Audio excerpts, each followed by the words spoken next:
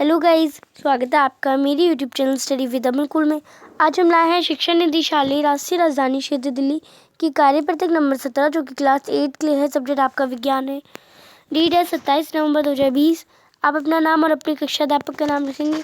आज की worksheet science की है, हिंदी मीडियम के लिए। इंग्लिश मीडियम की मेरे चैनल पर अपलोड है। आपकी जो हिस्ट्री की वर्कशीट आई है वो भी मेरे चैनल पर अपलोड है, आप जाके देख सकते हैं उसे भी।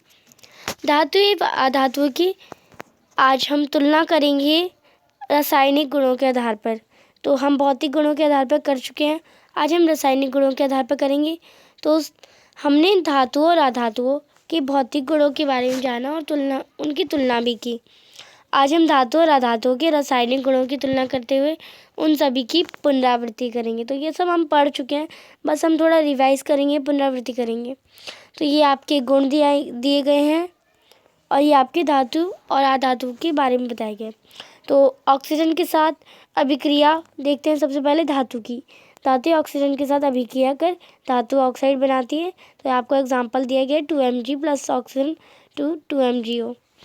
अधातु ऑक्सीजन के साथ अभिक्रिया कर धातु ऑक्साइड बना देती है, जैसे S प्लस O2 SO2। तो ये आपका अधातु और धातु के साथ ऑक्सीजन की अभिक्रिया थी। अब ऑक्साइड की प्रकृति देखते हैं।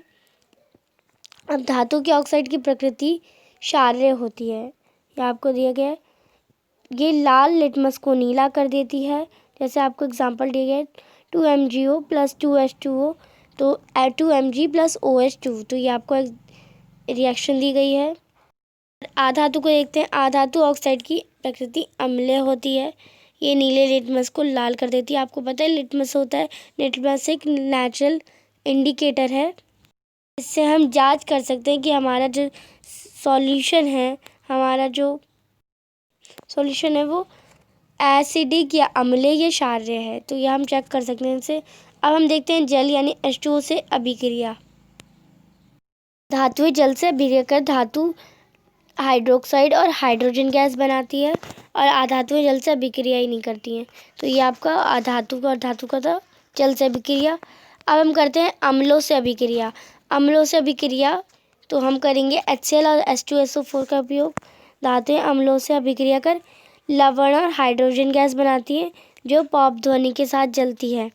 तो ये धातु प्लस अम्ल, तो ये आपका रहेगा लवण प्लस ये आपका हाइड्रोजन गैस। तो एग्जाम्पल भी दिया है 2Na plus 2HCl 2NaCl plus H2। अधातुएं अम्ल के साथ अभिक्रिया नहीं करती। क्षारों से अभिक्रिया NaOH दिया गया है। कुछ धातु क्षार से अभिक्रिया कर लवण और हाइड्रोजन गैस बनाती है। तो ये आपको एग्जाम्पल भी दिया गया है धातु प्लस क्षार लवण प्लस हाइड्रोजन। तो ये आपको क्षारों से अभिक्रिया बताया गया था। अधातु की क्षार से अभिक्रिया बहुत जटिल होती है, आपको इतनी जटिल होती है, आपको बताया गया ये। अब ये आपकी टेबल कंप्लीट होती है। ये आपकी तुलना बताई गई थी रासायनिक गुणों के साथ। अब हम करेंगे विस्थापन अभिक्रिया। अब हम विस्थापन अभिक्रिया के बारे में। विस्थापन अभिक्रिया का मतलब ये होता है कि किसी को किसी के स्थान से हटा देना। तो इसका अब हम रासायनिक नाम से समझेंगे। जब किसी अधिक अभिक्रियाशील धातु को हम कम अभिक्रियाशील धातु के जलीय विलयन में रखते हैं, तब अधिक अभिक्रियाशील धातु कम अभिक्रियाशील धातु को उसके जलीय विलयन में से विस्थापित कर देती है। जैसे जिंक को हम कॉपर सल्फेट के जलीय विलयन में रख रहे हैं, पर वह कॉपर को विस्थापित कर देती है। तो ये आपको बताएंगे जब ज़्यादा अभिक्रिया जो ज़्यादा रिएक्टिव होती है, ज़्यादा अभिक्रियाशील होती है धातु, वो कम अभिक्रियाशील धातु को उसके जलीय विलयन से हटा देती है, विस्थापित कर देती है। तो यही बताया जाता है विस्थापन अभिक्रिया में। अब आपका क्वेश्चन आंसर करने से पहले SST की वर्कशीट ज़रूर देखिएगा, स्वयं को जांचिए। पहला क्वेश्चन है आपका, क्या होता है जब धातुएं अम्ल के साथ अभिक्रिया करती हैं? इसका एक उदाहरण लिखिए। तो आप लिखेंगे आंसर, धातुएं अम्ल से अभिक्रिया कर लवण तथा हाइड्रोजन गैस बनाती है 2Na plus 2HCl 2NaCl plus H2। H में आप H को बड़ा रखेंगे, 2 को छोटा, बिकॉज टाइपिंग में आपका 2 बड़ा ही आएगा, तो आप अपने आप ही ये छोटा कर लेंगे। क्वेश्चन नंबर 2 है, आप ये कैसे जांचेंगे कि धातु के ऑक्साइड की प्रकृति क्षारीय होती है? तो बताएंगे आप आपने पहले भी कर चुके हैं पिछली वर्कशीट्स में। तो आप लिखेंगे धातु ऑक्साइड लाल लिटमस को नीला कर देता है, जिससे पता चलता है कि धातु के ऑक्साइड की प्रकृति क्षारीय होती है। तो ये आपको इजीली पता है, समझ आ जाएगा। थर्ड क्वेश्चन है एक अम्ल और एक क्षार का नाम बताइए। तो ये आप पिछली वर्कशीट में ही पढ़ चुके हैं। इस वर्कशीट में भी आपको अम्ल और क्षार के नाम बताए गए थे और आप पिछली क्लासेस में भी पढ़ चुके हैं। तो थर्ड क्वेश्चन है आपका एक अम्ल एक क्षार का नाम।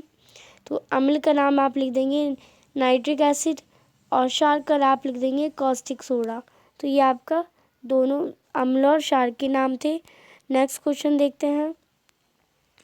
नेक्स्ट है आपका रासायनिक गुणों के आधार पर धातु और अधातु के अंतर स्पष्ट कीजिए। तो आपको रासायनिक गुणों के आधार पर बताना है।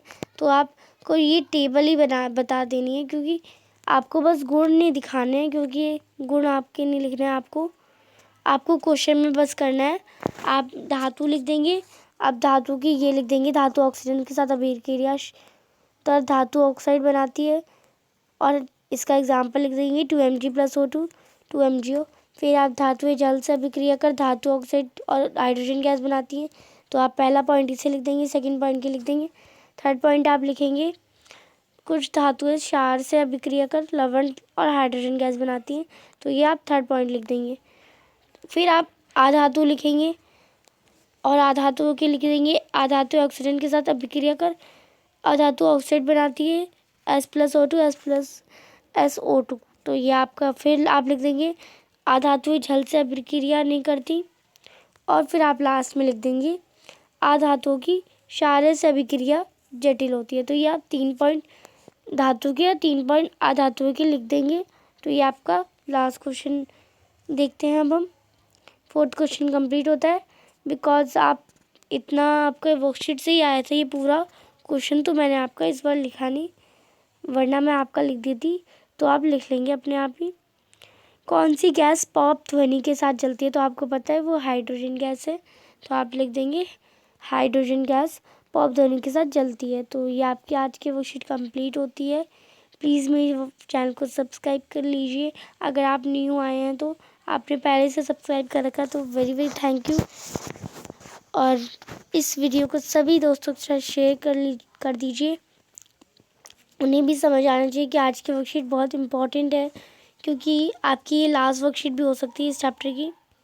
आपकी एक नेक्स्ट वीक भी एक वर्कशीट आ सकती है इस चैप्टर से, बिकॉज आपको यूजेस ऑफ मेटल्स बताए नहीं है अभी तक वर्कशीट में। तो आपको वो भी समझना है अच्छे से। यूजेस ऑफ मेटल्स यानी धातुओं के उपयोग और अधातु के भी उपयोग आपको बताना है नेक्स्ट वर्कशीट में। तो शायद आपकी आएगी वर्कशीट नेक्स्ट वर्कशीट भी, तो आप उसे भी देखने के लिए मेरे चैनल को सब्सक्राइब कर दें। आपको जल्दी से जल्द मेरे चैनल पे आपको वर्कशीट्स हमेशा मिल जाती हैं। आप देख सकते हैं 8th क्लास के आपको सभी वर्कशीट मेरे चैनल पे अपलोड मिलेगी, हिंदी मीडियम में भी इंग्लिश मीडियम में भी। तो इस वीडियो को लाइक ज़रूर कर दीजिएगा। मेरे चैनल को सब्सक्राइब करें, इस वीडियो को लाइक करें। Thanks for watching. Bye bye guys.